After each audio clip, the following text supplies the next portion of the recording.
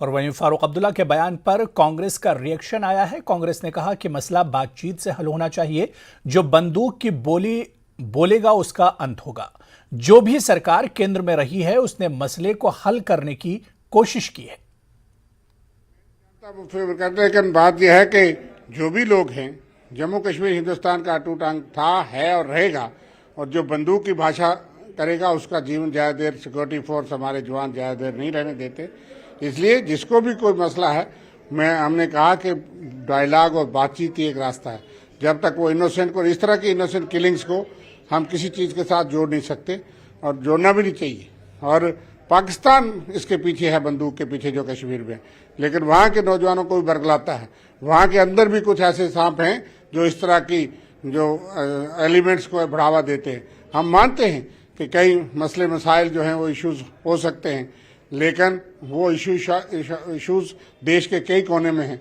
उन्होंने तो बंदूक नहीं उठाई, और जहां जहां बंदूक उठाई उसको क्रश कर दिया सरकार ने, हमारी फौज ने, हमारी सिक्योरिटी फोर्सेज ने, लेकिन बहुत कुर्बानियां देने के बाद। इसलिए जो भी इनोसेंट को मारेगा उसके लिए हमारे पास, देश के पास बहुत बहादुर जवान भी हैं, असला भी है।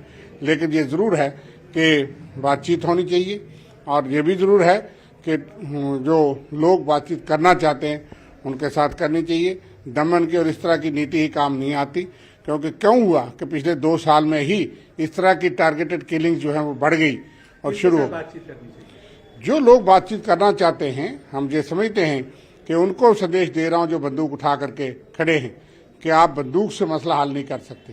केंद्र सरकार तो हमेशा बातचीत के लिए, जो भी सरकार रही है वो तैयार रही है, और लेकिन बातचीत के लिए उनको बंदूक छोड़नी पड़ती है। ये बार बार अपील हुई, और जब उन्होंने नहीं छोड़ी वो अलग बात है।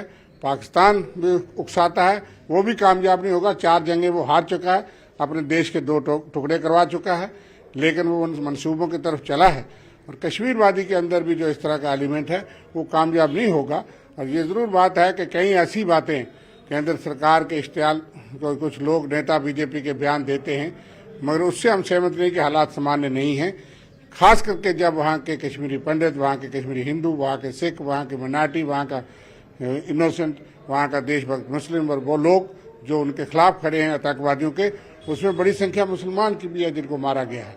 और बाहर के लोग जो वहाँ पे काम करते थे, मजदूर जो सुरक्षित रहते थे 30 साल के आतंकवाद में, आज क्यों वो टारगेट हो रहे हैं? ये सवाल हम केंद्र सरकार से और राज्य की सरकार से पूछते हैं।